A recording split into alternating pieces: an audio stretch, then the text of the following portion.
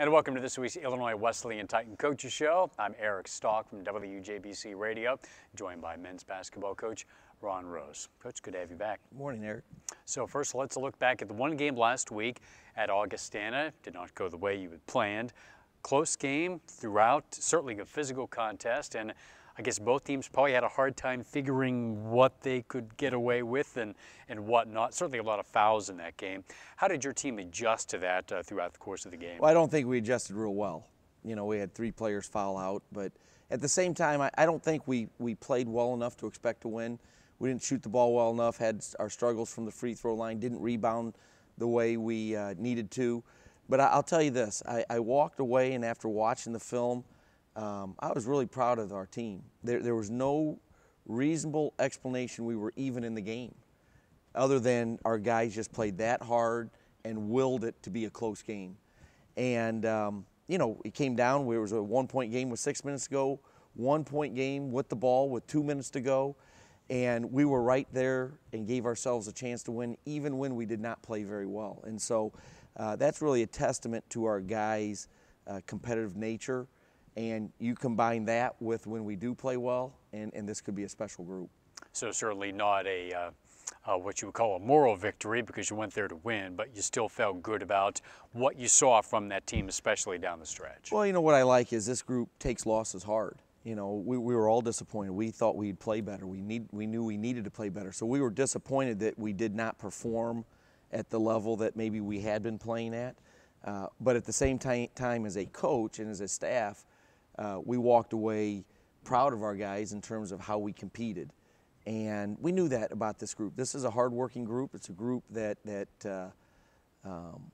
is unselfish, coachable, hates losing.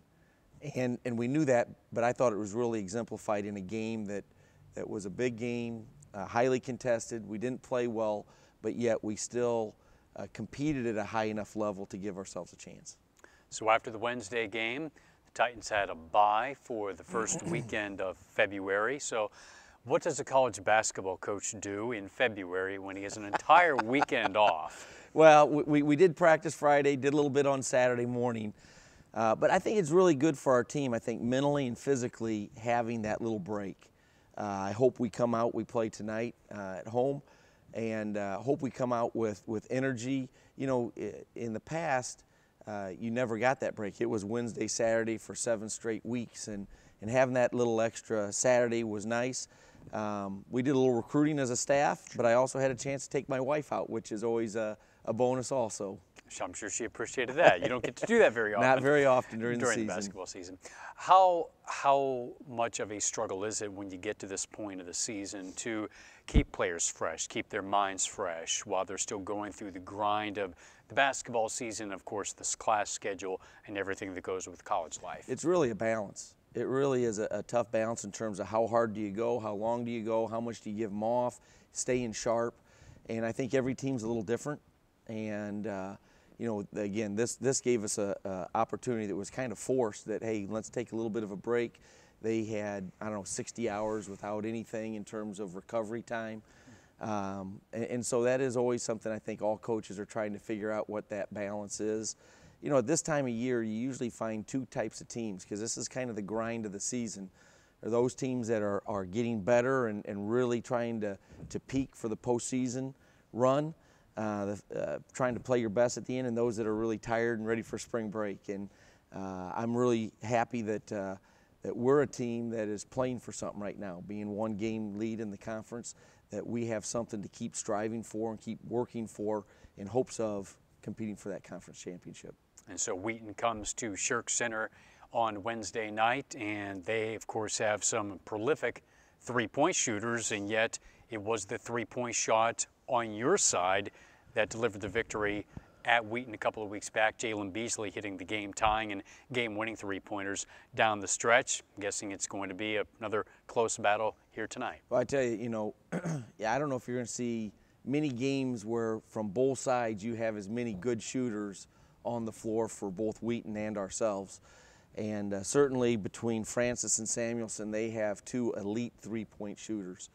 And Samuelson just is so efficient in his 3-point shooting. You can't leave him open. And then Francis, you know, some of the shots that he's able to make and the pressure he puts on your defense because of his tough shot making ability, you know, he's really something. And then, you know, the first game, I thought both teams competed at a super high level, and every possession was contested. Both teams made big shots, and it was, you know, Jalen Beasley made a couple of the biggest ones late in the game, and big three-pointer by him to seal the win for us. Do you feel that the perimeter defense was good in that game? It has been for the course of the season. You do have the top-ranked three-point defense in the conference this year. I absolutely think it was outstanding. You know, and Aston Francis is going to make some shots that are well guarded. He just can make those type of shots, and so you know, our philosophy is always that you just can't give him the freebies. You know, you can't put him at the line. That's how you get a 24-point performance becomes a 34-point performance, and you just got to do the best you can. You got to know where he's at. You can't lose him. And I actually thought we guarded the heck out of him, and I think he had 30. And that's just the type of player he is. And again, Samuelson, you can't give any daylight as well. So we're going to have a great defensive effort. It is, I think, Wheaton has made more threes than anybody in the conference, and our defense has provided the lowest field goal percentage against the three-point shot this year. So it's going to be kind of a battle between those two tonight. And a couple of chances for fans to see the Titans here on Shirk Center this week as Carroll comes to town on Saturday, and a resurgent Pioneers team. Only one win in their first trip through the league, and they're 3-0 in their second go-around. Well, we knew when we played them the first time they were a good team. You know, they had lost, I think it was 6 games by 5 points or less. They had been in several games, just hadn't finished. And, you know, it's going to be a tough game because, you know, having won 3 in a row, they're figuring out how to close those games out. We think they're a very talented team. The coach does a great job. They play incredibly hard.